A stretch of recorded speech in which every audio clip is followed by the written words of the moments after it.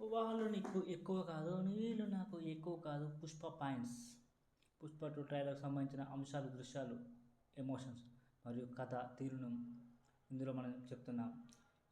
ఈ వివరాలను సారాంశంగా తీసుకుంటే పుష్ప 2 ట్రైలర్లో పలు ముఖ్యమైన అంశాలు స్పష్టమవుతున్నాయి. శ్రీవల్లి పాత్రపై అనుమానాలు. శ్రీవల్లి పాత్ర గురించి ట్రైలర్లో చాలా ప్రశ్నలు పుట్టించబడ్డాయి.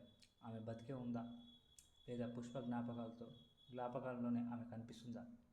శ్రీవల్లి చనిపోవడం కథను కొత్త మలుపులోకి తీసుకెళ్తుందా అన్నది కీలకంగా ఉంది. మన ఫహద్ భగత్ సింగ్ పాత్ర. ఈ పాత్ర మరింత బల్బీర్ సింగ్. ఈ పాత్ర మరింత ఆసక్తికరంగా మారింది. అతను పుష్పకు ప్రత్యక్ష విరోధిగా కనిపిస్తున్నప్పటికీ కొన్నిసార్లు అతను అంత ప్రతిపక్షంలా ఉండడంలా అనిపిస్తలేదు. ట్రైలర్లో అతని యాటిట్యూడ్ మార్పులను చూపించడం అతనికి కథలో ప్రాముఖ్యతనిస్తున్నట్లు అనిపిస్తుంది. పుష్ప శివుడి కలయిక. పుష్ప 2లో శివుడి పత్రికలు పెద్దగా చూపించబడ్డాయి. శివుడి మధ్య మస్తు వంచన, శక్తి మరియు వినాశనం సాంకేతికంగా పుష్ప పాత్రను ముడిపడి ఉన్నట్టు కనిపిస్తుంది. పుష్ప పాత్రను భక్తితో, ధర్మం కోసం నిలబడే న్యాయపరుడిగా చూపించడం ప్రయత్నం ఈ సినిమాలో మనకు ఉందనిపిస్తుంది. రాజకీయ మరియు సామాజిక అంశాలు. పుష్ప రాజకీయాల్లోకి వస్తాడా రాడా అనేది తెలుసుకోవాల్సింది. ట్రైలర్లో రాజకీయ అంశాలు బాగా ప్రతిబింబించాయి. పుష్ప రాజకీయాల్లోకి ప్రవహించడం లేదా రాజకీయ శక్తులకు వ్యతిరేకంగా పోరాటం అనే అంశాలు ప్రాధాన్యంగా ఉన్నాయి. ముఖ్యంగా నేతాజీ పాత్ర మరియు ఎన్నికల సన్నివేశాలు కథకు కొత్త దారిని చూపించే సూచనలు ఇస్తున్నాయి. ఆవేశభరితమైన సన్నివేశాలు, సముద్రం, అడవి మరియు పోలీస్ స్టేషన్ వంటి దృశ్యాలు ట్రైలర్లో ముఖ్యంగా ఉన్నాయి. పుష్ప పాత్ర తన శక్తిని, ధైర్యాన్ని భిన్న పరిస్థితుల్లో ఎలా చూపిస్తున్నది ఆసక్తిని కలిగిస్తుంది. పుష్ప 2లోని కొన్ని పాత్రలు అవి నెక్స్ట్ లెవెల్లో ఉండబోతున్నాయి, మనందరికీ తెలిసిందే. పుష్పరాజ్.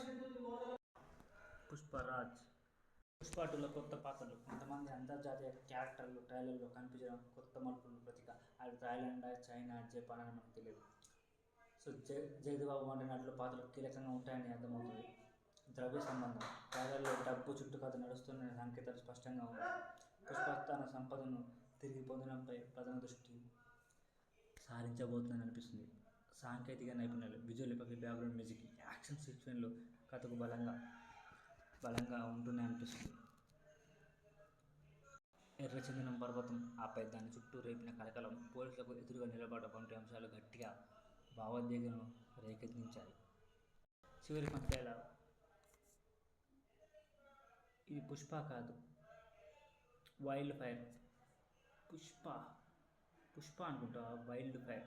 పుష్ప అంటే ఫైర్ కాదు, వైల్డ్ ఫైర్. ఈ మాటలు అనే డైలాగ్ ద్వారా పుష్ప యొక్క అసలు శక్తిని, ఆయన భావాన్ని హైలైట్ చేశారు.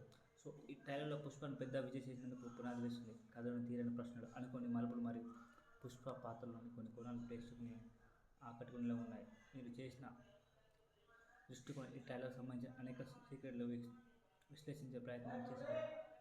ఇవి సినిమా కోసం మరింత ఆసక్తిని పెంచాయి. ప్లీజ్ కొత్త వచ్చిన సబ్స్క్రైబ్ చేసుకోండి. Film motion history. పుష్పరాజ్ తగ్గేదేలే. డిసెంబర్ 5.